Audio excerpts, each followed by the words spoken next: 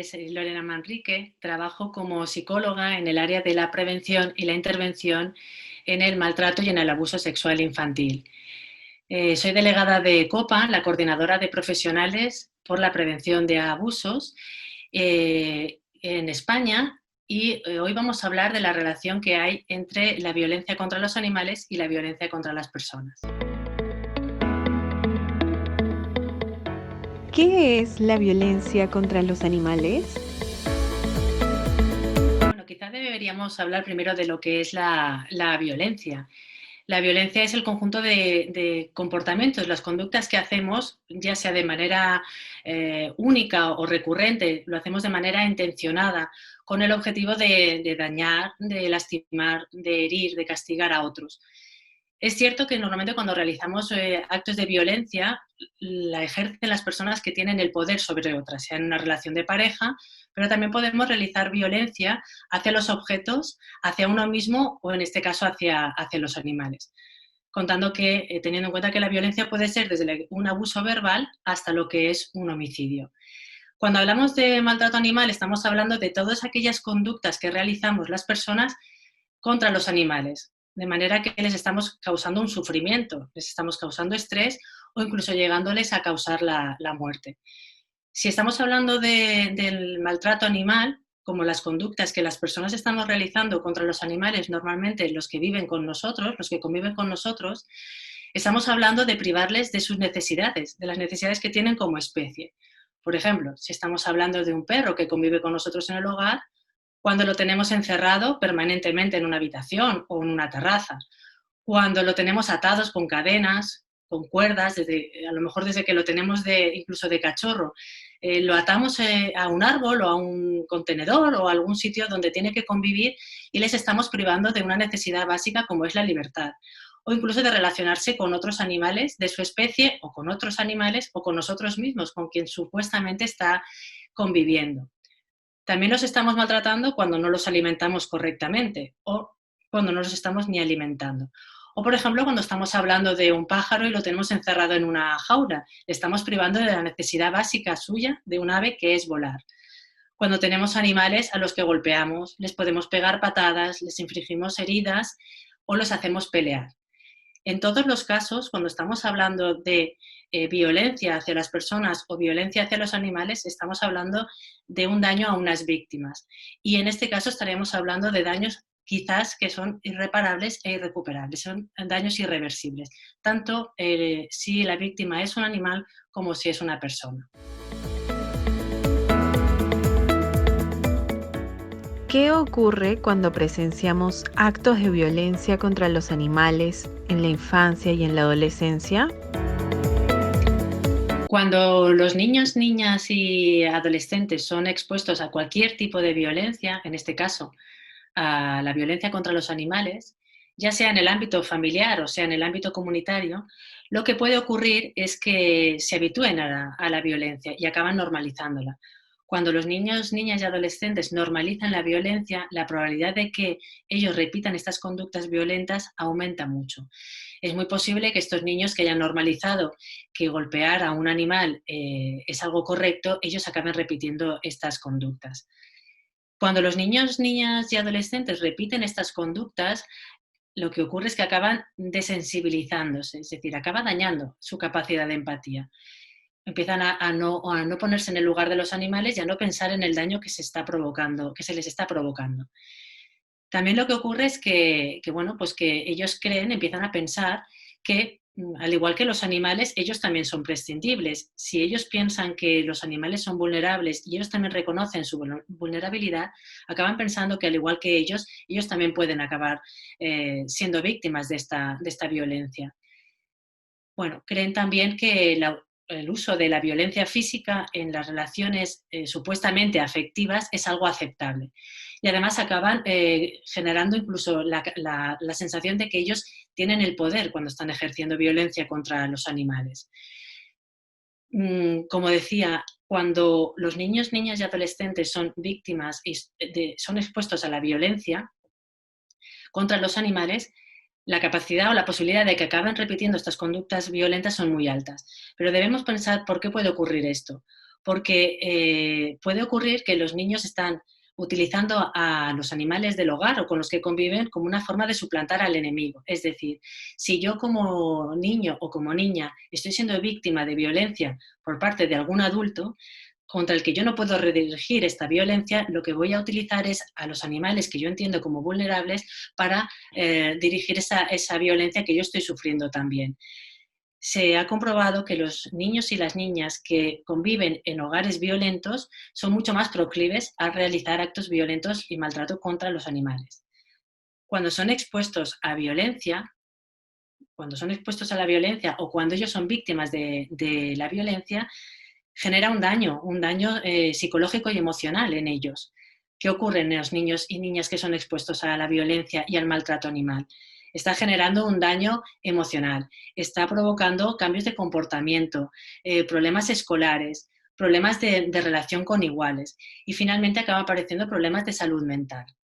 Además, estos actos de violencia a los que son expuestos acaban provocando en muchos casos que los niños acaben cometiendo actos violentos, acaben desarrollando conductas antisociales, acaben generando, incluso ellos provocando lo que es el acoso escolar y acaben en actos de delincuencia juvenil. ¿Qué efectos tiene en las niñas, niños y adolescentes presenciar espectáculos en los que se maltrata a los animales? Cuando los niños están expuestos a la violencia, pueden ocurrir dos cosas. Una que es que el niño, si tiene un vínculo afectivo muy grande con el animal, automáticamente aparece el daño al niño, porque tengo tanta empatía y tanta sensibilidad hacia el niño, hacia este animal que están golpeando, que me estás haciendo daño a mí. Pero puede ocurrir que, bueno, no tengo un vínculo especial o acabo entendiendo que si es mi padre o es mi madre quien está haciendo daño, esto es lo correcto. Por lo tanto, si esto es lo correcto, yo voy a repetir. Tenemos el daño, puede causar por dos lados. Uno, en un daño emocional muy grande hacia el niño porque estás dañando algo que yo quiero y me estás haciendo sufrir y no entiendo que tú, que eres el adulto, que me tienes que proteger a mí y deberías proteger también al animal, lo que estás haciendo es dañarlo. Por lo tanto, lo que dañas es mi capacidad de sentir y el daño que yo veo que estás haciendo a este animal. O como decía, lo contrario, si yo veo que mis padres, yo creo que veo que el adulto que me cuida daña al animal, pues yo lo doy por algo bueno y algo normal. Por eso es la parte de que acaban normalizando el sufrimiento hacia los animales porque los adultos que son mi ejemplo a seguir lo están aceptando. Puede pasar esto, ¿no? Niños que se exponen a espectáculos de violencia contra los animales y están con los adultos y ves en algunas ocasiones a niños y niñas que están llorando porque no entienden cómo alguien puede estar disfrutando, porque la capacidad de empatizar que tienen los niños y las niñas con el animal es tan grande que no pueden aceptarlo y no entienden y lloran y se enfadan de ver que alguien puede dañar a los animales. O en otros casos en el que, bueno, pues sigo el ejemplo, si veo que mis padres que me están acompañando están disfrutando y están vitoreando y están diciendo fantástico, pues yo voy a imitar este ejemplo.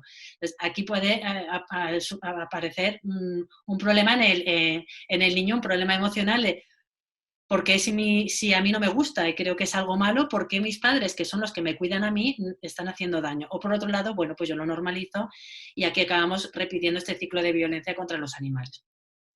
Tenemos realmente las dos opciones y las dos posibilidades en la exposición de los niños a lo que es la violencia.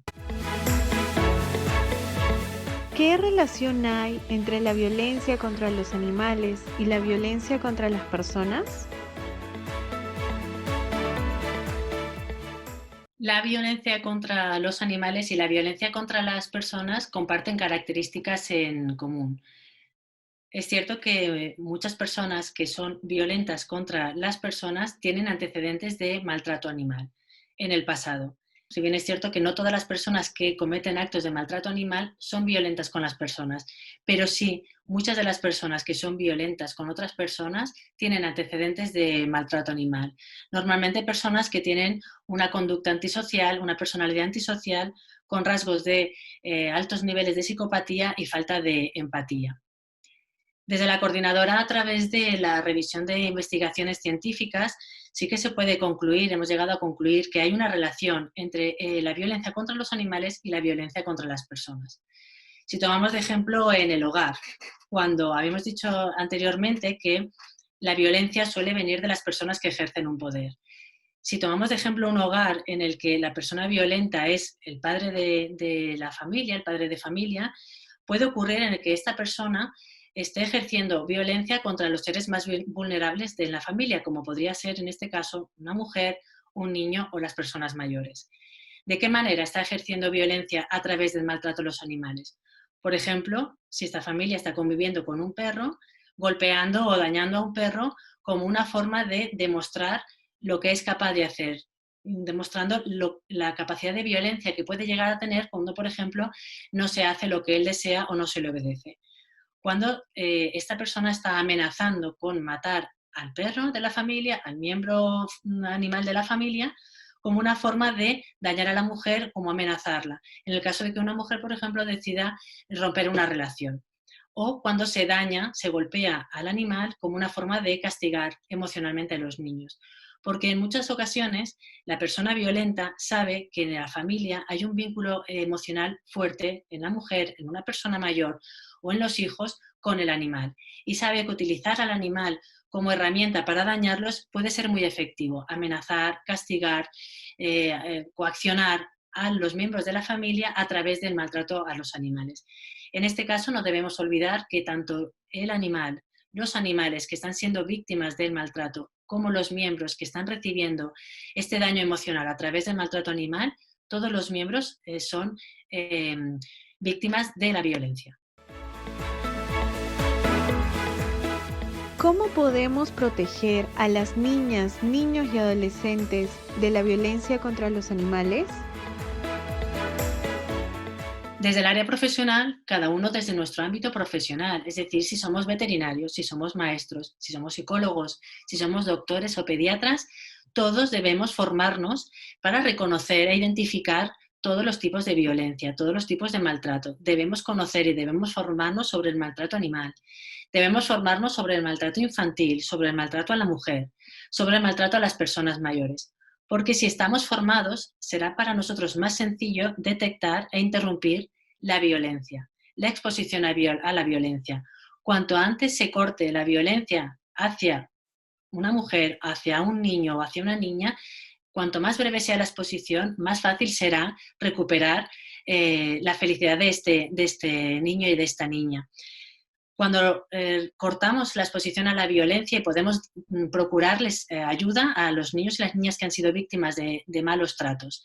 Y también de intentar evitar que acaben cometiendo, como decía anteriormente, cualquier acto de violencia hacia los animales de los que han sido expuestos o de los que han sido ellos mismos víctimas.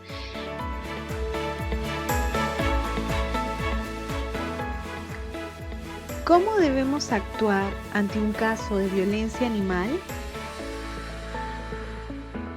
Bueno, cuando somos conscientes y conocemos un caso de maltrato animal, debemos actuar. Somos el único medio de proteger a una víctima vulnerable, como es un animal en el que no se puede defender solo. Nosotros y nosotras que conocemos un caso de maltrato animal, sea de nuestro vecino, sea de nuestro familiar, sea de nuestro amigo, debemos actuar porque, como digo, es un ser vulnerable, es un ser vulnerable que no va a poder defenderse y somos nosotros su única herramienta. Nosotros como las personas que estamos viéndolo no debemos tener miedo. El que debe tener siempre miedo es el maltratador, la persona que está haciendo daño. Nosotros no debemos escondernos. Sigue pensándose mucho en el que, bueno, esto no es un problema mío, esto es algo que queda en el ámbito de esta familia, yo no me voy a meter, pero cuando nosotros no actuamos, no estamos protegiendo y además siendo conocedores de que esto está pasando, estamos incluso ayudando al maltratador o a la mujer maltratadora en seguir haciendo el daño al animal, porque él solo no va a poder salir de esa situación. Los que denunciamos nunca debemos tener miedo. Debe tener miedo el que está haciendo y el que está dañando. ¿Cómo podemos hacerlo? Bueno, si podemos grabar vídeos, haciendo unas fotografías, es correcto y está bien subirlo a redes, ponerlo en conocimiento para que todo el mundo vea que es algo malo y que no está bien dañar a un animal. Pero además debemos dar un paso más. Debemos ponerlo en conocimiento de las autoridades. tenemos que mostrar las pruebas o ir, presentar una denuncia o ponerlo en conocimiento de las autoridades para que ellos, que son los que tienen las herramientas adecuadas, puedan proteger a esos animales. Pero sí pasa por cada uno de nosotros el entender que no debemos dañar o maltratar a un animal, pero además debemos ponerlo en conocimiento cuando conocemos que eso está pasando cerca de nosotros. Debemos actuar tanto como no haciéndolo nosotros, como evitando que otros lo hagan. Muchas gracias por su atención y por su interés en este tema. Pueden dejarnos sus comentarios, sus preguntas o sus inquietudes en las redes sociales del GIN y de COPA.